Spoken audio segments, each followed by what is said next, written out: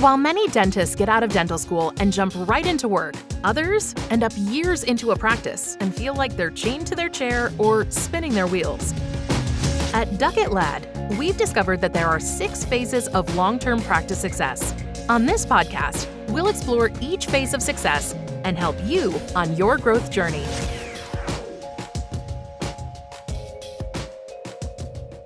Hey everybody, welcome back to another episode of the Dental Momentum Podcast, powered by Duckett Ladd Dental CPAs and Advisors. Jared Duckett back at you with another episode to help you get better. And guys, today I am stoked if you're listening to this. This is the first episode in a 6-part series we're going to do where we are going to geek out and get into the nitty-gritty, into the weeds on practice transitions, practice disposition, selling your dental practice, and what you need to know if you're listening out there right now and you're considering this in the process. What I want to do in this 6-part series is really just let you guys know, really what the options are out, what the options out there are, what the process typically looks like and that sort of thing, and what you can be doing today, even if you're 5 years out, what you can be doing today to set yourself up.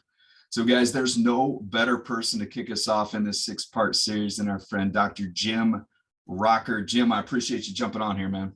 Well, thanks for having me, Jared. I appreciate it. Yeah, this is going to be fun, man. I mean, I geek out on this subject. There's a huge marketplace for this right now, as you see, as you've known. And what we're going to do today with Jim is really unpack your story, and then we're going to unpack your transition, because you have recently sold, right? Yes, correct. Yeah, exactly. Well, let's do that, Jim. Let's back up. Let's just start off at the beginning. Let's tell your story a little bit about getting into dentistry, growing your practice to where you were before you're sold. So get us there, and then let's start going from there. Okay. So I'm from mid-Michigan. I grew up in a town called Grand Blanc, Michigan, south of Flint, and my practice is in Fenton, Michigan. I graduated in 1990 from the University of Michigan. My mother was a dental hygienist. My father was a financial advisor for about 50 years. And back in the day, he was a CPA as well. He worked 8 days a week, and I knew I didn't want to be a CPA. So I decided to go to dental school. I wanted to become a doctor of some sort, work with my hands.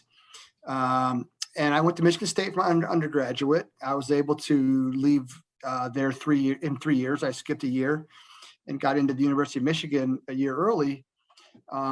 At the time was the #1 dental school in the country, and I was the second or third youngest student. So it was kind of a weird deal, but it was kind of fun. And so when I got out of dental school, I ended up going back to my roots, and I worked for a little bit in my hometown, and then I found a great place just south of that in Fenton, Michigan. I looked at buying a couple practices, and my dad, as a CPA, helped me kind of read the numbers, see what was good, what wasn't good. And what I realized was a lot of them were overpriced. A lot of the numbers weren't correct. And I kind of got disenchanted with some of the people I was trying to buy from. For instance, they might have 2 offices, and when I was buying, the numbers were run through the other office or what have you. And so early on, I got to learn about the business of dentistry. And so I ended up opening up from scratch in Fenton, Michigan, and I worked about an hour away in Saginaw, Michigan, until my Fenton practice got up and running. So I kind of started one from scratch, which most people don't do. But after about 5 years, praise God, I got all the credit here. We built it up to at the end, about 5,000 active patients. And just a juggernaut that was consuming me. And it was to the point where I was working 6 days a week. I had associates. And I realized very quickly that I was wealthy by my income, but I wasn't wealthy by what I owned. And I wasn't really free. That's when I joined Freedom Founders. I wasn't happy. My family was doing great, but I wasn't, And so I decided it was time to, I brought in several associates. I think I had 12 associates, but nobody wanted to buy in. Wow.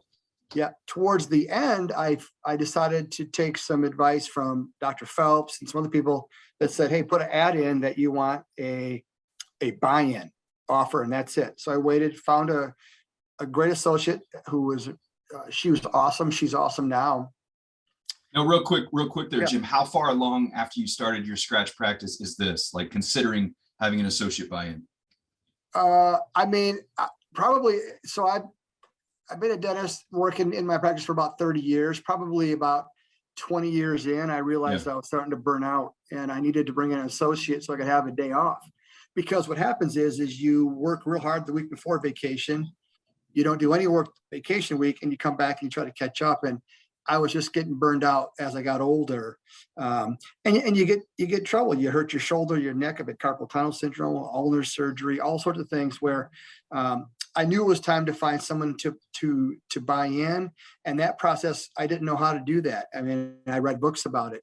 And so what I realized was I had to find that person who was serious to buy in. Thought I found that person here at the end. So now it's about 30 years out. I was working 4 days a week. And I found an associate that wanted to buy in. Year goes by, 2 years go by, and there's no offer and there's no deal. So I decided to start looking around, talk to Mike Abernathy, who was instrumental in helping me find an avenue in how to sell it. Also kind of talked me out of selling it to my associate, because most young dentists have $300,000-400,000 grand worth of debt. They just can't get financing. And then on top of that, they don't have the down payment. So that was the case for me. And I didn't want to sell or finance any part of it. I didn't want to, I wanted to, get out. So real quick, Jim, was your practice getting too big to sell to another doctor? Is that what you're saying, for them to have the ability to finance, bring cash to the table if they needed? It was too big to sell to another doctor. Yeah. The hard part was if I sold half of it, and I still kind of wanted to work. So I quickly realized that if I sold half of it, I was behind the 8 ball to sell the other half. Meaning, if I sold half to the associate who was young, I'd still be running it basically, and I have to try to find the bookend to that deal. And I didn't want to be caught, because then the leverage would be on the associate, not on me. But that was what I thought was a good idea until I read some books, talked to Mike Abernathy, David Phelps, and other people, and just got my trusted advisor group together. And then from that point, I started to entertain some of the other offers out there. Now, granted, right when I sold, last year, we were, the asset price of practices was at an all-time high, or starting to come down. Yeah. We were pretty popular at that point. Yeah. So I'm going to go on a little tangent here, but I want to get this key number, if that's cool with you, and then we'll go forward here a little bit. Scratch start practice over 30 years ago. 30 years ago, Jim, what was roughly the startup cost on a scratch practice, if that makes sense? $100,000. It cost me $100,000. $100,000 all in, equipment, everything to get lights on. You start seeing patients. I had 2 operatories, all used equipment, did all the painting myself, some of the, plumbing, back in the day, you did everything. And so I signed my life away for $100,000. My dad co-signed on it. And then I went and started to just buy and at that point you start off with just customer service and top quality, dental care. Yeah. So walk me through the thought process a little bit here. So you're getting burned out. You're working 6 days a week. You've got an associate there, but your practice is getting a little too big. I'm going to use that term for maybe them to buy in, just because the amount of money, student loan debt, other debt they have, and getting bank financing. Did you go find a broker to start getting your practice out there, or how'd that look? Well, fortunately for me, I talked to, like I said, Mike Abernathy, a couple of people, and they already knew of people that I could contact. So I could skip the broker part, because I had a network of people that I trusted that had their feelers out into the dental world. I called the first one because I had heard some of the deals that they had given out. The company was called Cherry Tree Dental. And so I went down that road with them. Prior to, though, I would tell you, when I realized that the associate might not work out, I spent a good year getting my financials in order. I had a couple offers from some other DSOs, which were about a half of what I ended up getting. And I noticed that even though EBITDA is EBITDA, I got 4 or 5 different EBITDAs that they figured out. And so I realized you can back engineer and make your numbers correct and make them favorable if you're smart. So I went ahead and got my financials in order. Now, real quick, hang tight there, Jim. Getting your financials in order, what do you mean by that? Do you mean getting your books and records accurate, up to date, or do you mean looking at your books and records and start making moves to decrease overhead, increase EBITDA, that sort of thing? Yep. Yeah. Both, I'd say all the above. Number one, seeing what I ran through the practice, try to make it cleaner. Also getting my, P&Ls correct. I have a great CPA. My dad's firm is my CPA, so I have a lot of help there. So kind of on both ends of that, making it look attractive to a buyer. I went ahead and got my lease. I rewrote my lease so it was favorable to me. I rewrote the handbooks, all the employee contracts, so it was favorable to me. And then, obviously when COVID hit, I had that time to do all that, and it was favorable at that point. Got rid of some of my, or tried to get some of the financing down. I got some newer, I did upgrade some of my equipment and also added a room that I could use. So it'd make me an 8 operatory, business. And so what would I want as a buyer? I went ahead and figured out what I would have wanted, and I got most of that done. Yeah, I use the analogy all the time. People are probably getting tired of hearing it, of the car analogy, right? If you're going to sell your car, you're not going to just go say, hey, I'm going to sell my car, and you put it in a driveway with the for sale sign. Because if it's my car, my wife's going to hear this and get on me. But if it's selling my car tomorrow, I know right now I've got French fries under the seat, and I've got coins underneath there too. And I've probably got a spilled milk bottle in there. And if I sold that car tomorrow, I'm not going to get much money for it, right? Or I'm not going to get what I should get for it. So what you just said there, those things, you guys go rewind this real fast and listen to that. Jim is cleaning the car, and he just said, well, I'm getting my finances and books and records in order. I'm getting my lease contract in order. Systems and processes in order. The things, and you said it, Jim, the things that if Jim were the buyer, they would be looking for. That's gold, man. Absolute gold. Yeah. And I think the nugget there would be, I would have done that earlier. There's a book called Build to Sell. You start a business ready to sell it, so every day it's ready to go, but really it's sell ready because you're on top of everything. The other thing I'd say is when I was ready to sell, I knew how to do it. I had the owners come into my town. I brought them to the nicest restaurant, took them the nicest route, showed them the nicest neighborhoods, and showed them what I thought would put us on the highest rung as looking good. Had them meet my staff, had the office cleaned. It had just been repainted, smelled like new paint. All of that should be in your head before you go ahead and put your best foot forward. So I would recommend all of that as well.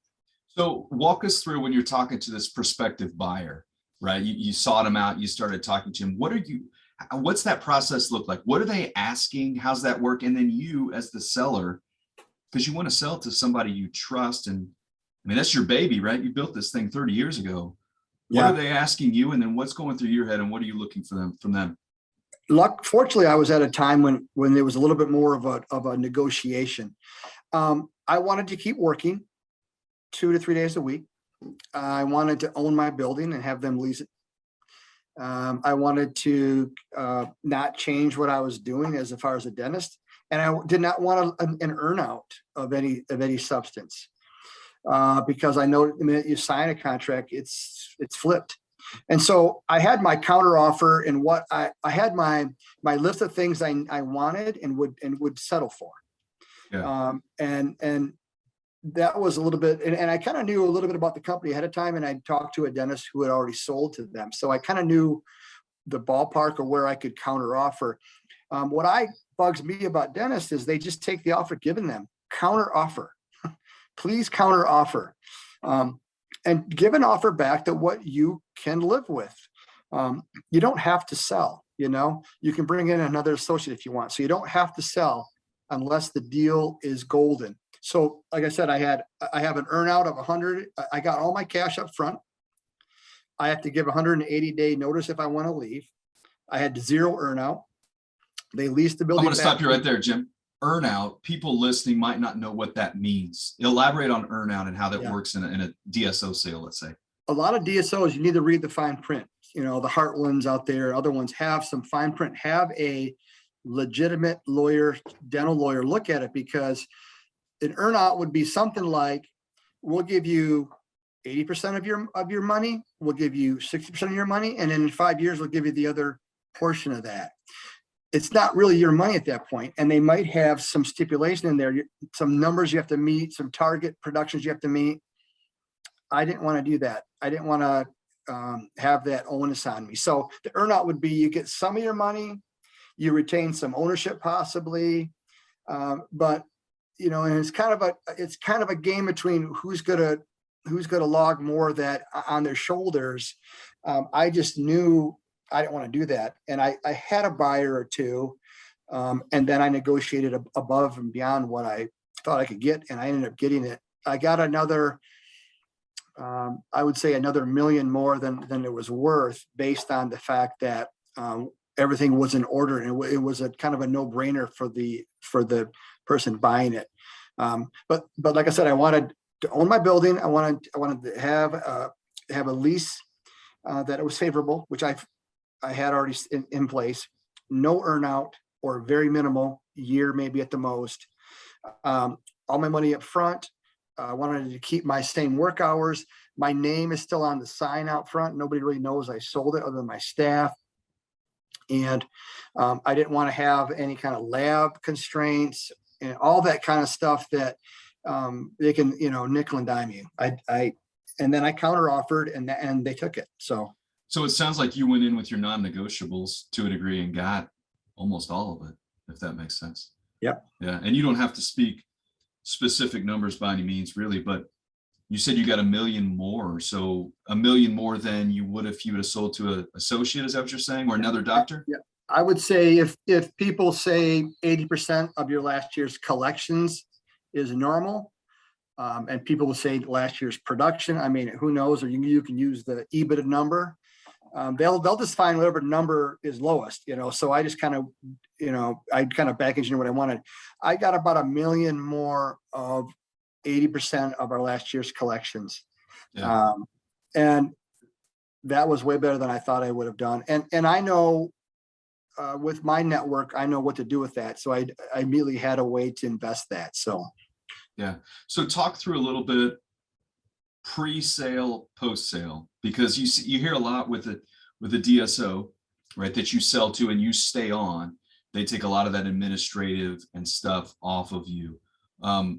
What do you still work there, right? You still, you said you're staying on 180 days notice, whatever. What does your life look like? Your work life look like post? Can you tell a difference, big difference? Or? Yeah, I would say initially it's a shock to the staff.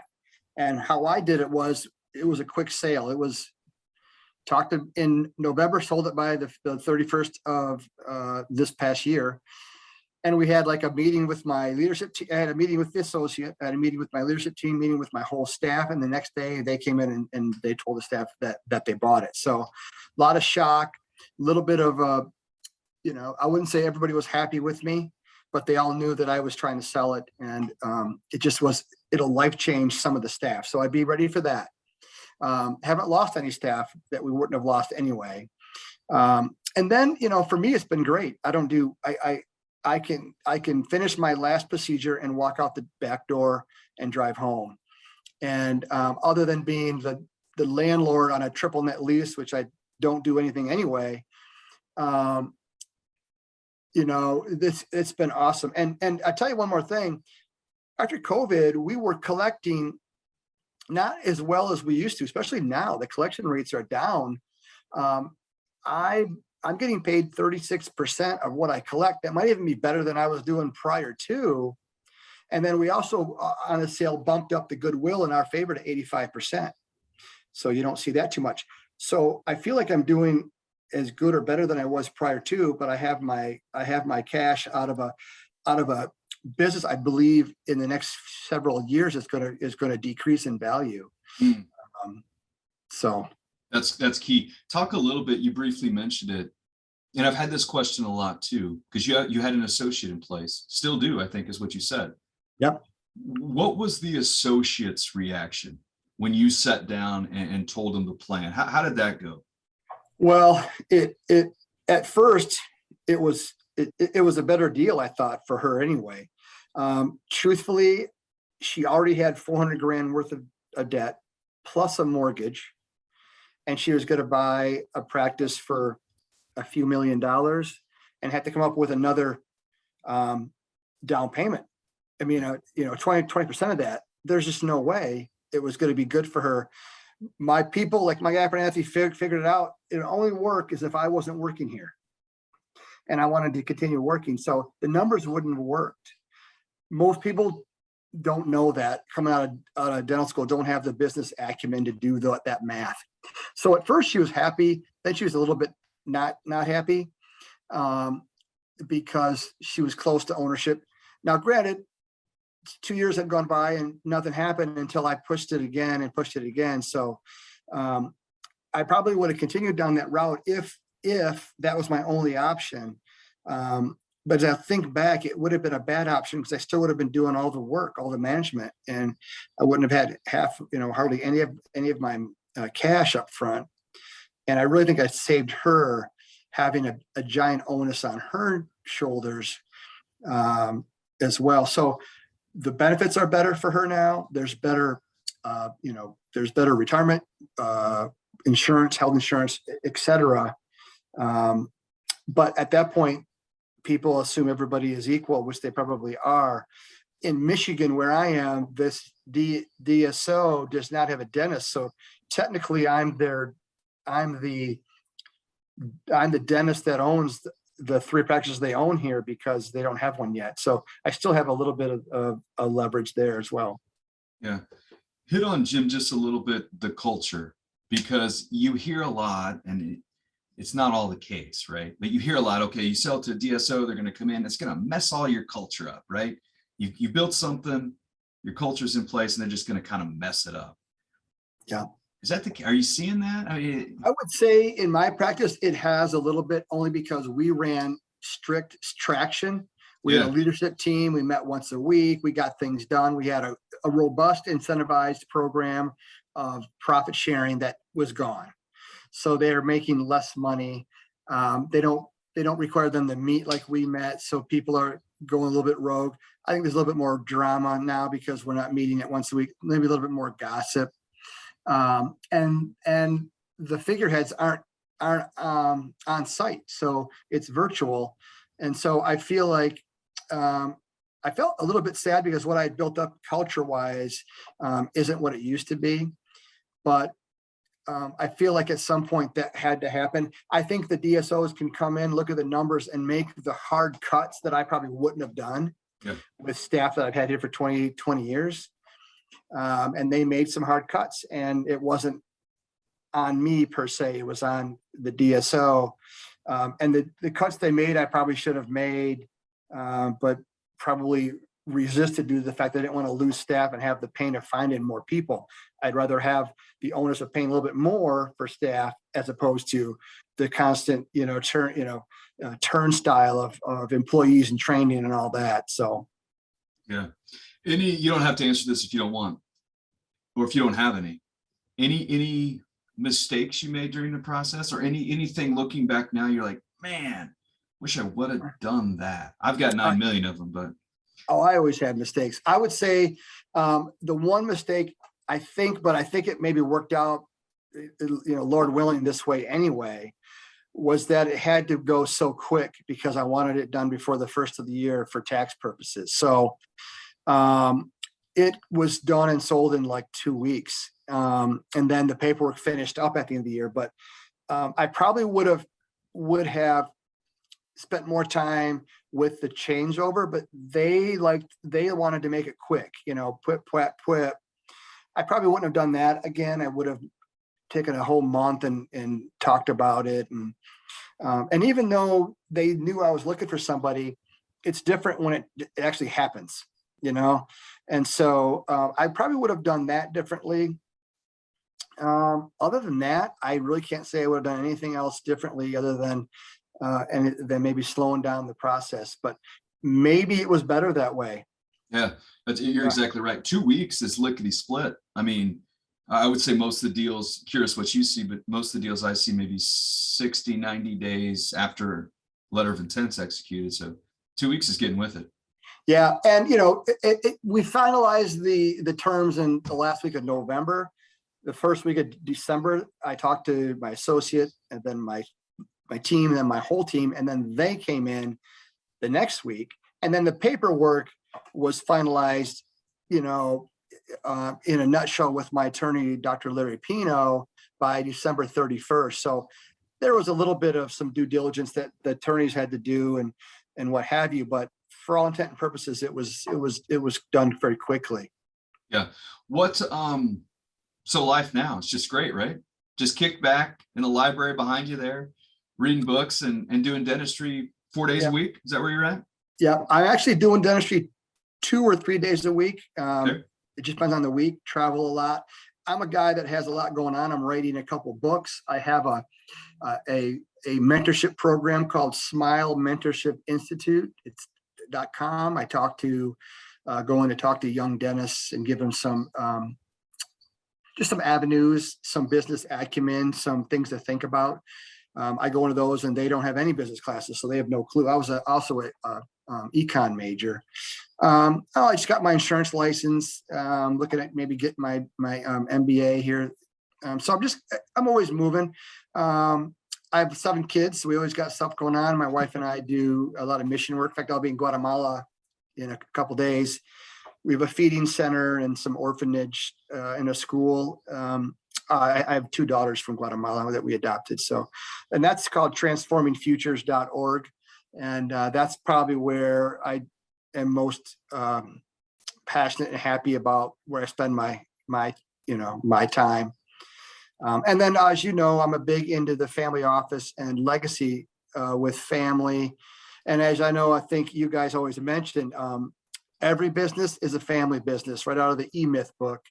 That's so true. So we run a family office where my sons and I and my girls, we invest together and we JV to learn and to grow their business savvy on how to do real estate. Yeah, that is awesome. I'm going to put some of that stuff in the show notes, that Smile Mentorship Institute. Go check that out. That is awesome stuff. And then the transforming.org. I didn't know about that. That's awesome. Yeah, it's transformingfutures.org. It's a charitable foundation that we started with 3 other people. That we have a feeding center in Guatemala, feeds about 800 kids a day, school and other things. And it's just a charity that I'm going to go check on here in a couple of days. But that's just, that's the things you can do. When you have financial freedom, you can look over the mountain and figure out what your next is. And I talk to dentists and they're just like, they're so tired. They're not happy. They're beaten down. I often say, I ask a dentist, hey, how long you been dentist? And it acts like they're coming out of the state penitentiary. Like, I don't know, I've been in there for 25 years or I've been in jail for 30 years. They never like they're happy. They're never happy. And it's because this dentistry job is a tough job. And I mean, even people come out of dental school, they're tired and their neck hurts but they have debt, so it's terrible.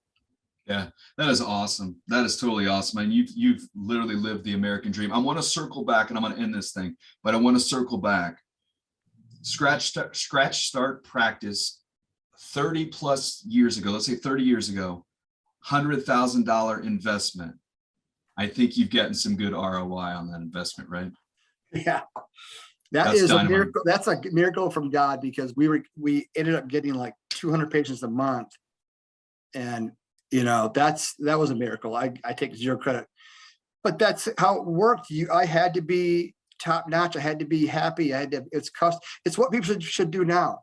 It's customer service, painless dentistry, and stand behind your work. Like I was telling someone the other day, I wish and dentists hate this, but I hate the fact that you deem a successful dental practice by how much money you make. That's not really accurate. Some of the worst dentists make the most money. They do the same tooth 8 times in a person's lifetime. Yeah. The best dentists are the ones who do the least amount of redos of their own work. And I wish we could track that. We tracked that at my office. And that was the practice builder, is people talk. In a small town, I know everybody because our stuff held up. If you're a cardiologist, they see how many people died. If you're a dentist, they ask you how much money you made. Has nothing to do and isn't commensurate with the dental treatment. Most dentists hate that I say that, but I'm telling you, after about 5 years, you realize if you're a good dentist or a bad dentist, and you need to stick to finding every day what works best on the dentistry side. Be honest, the rest of the stuff will come after that. No, that's dynamite, man. All right, Jim, let's end on one question here. People out there listening right now, dental practice owners thinking about selling wherever. You said build to sell. You could have just bought your practice. You need to always start thinking about selling. What's your one piece of advice you'd give somebody out there right now thinking about selling? I would say I would look at your numbers, get them in order, make yourself look attractive, find out what you want. Do you really want to sell, or do you want to maybe bring in associates and still be an owner? Really take a good look at what you need, what your family needs. Don't just sell because you're in pain, you don't like it. There's always somebody out there that can take over your job. You don't need to do it. So I check the financials, I check yourself, and I would also, find out what your passion is, and only do that dental work. Some people aren't ready to sell. They think they want to, but they can't. How can you change what you're doing in your practice to make it palatable to you? That's probably what I'd say. That's good. I mean, as you can tell, Dr. Rachor just sold his practice a year ago, but he's not stopping working. He's only getting started, everything he's doing right now. So, Jim, appreciate it. If you guys are listening out there, like I say all the time, a lot of people out there are thinking about selling to a DSO or selling to a doctor or whatever.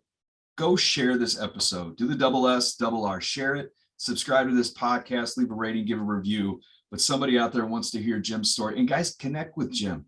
I mean, he's doing awesome stuff. We're going to put this stuff in the show notes, but connect with this guy. He's living proof of how to do things and also leaving your legacy after you've sold and what he's doing now. So dynamite first episode of the series. Jim, Dr. Rachor, appreciate it, man. Definitely coming on here. Wealth of knowledge. Thanks, Jared. And thanks for all your help and advice. I appreciate you, sir. Definitely. We'll talk soon. We'll see you guys.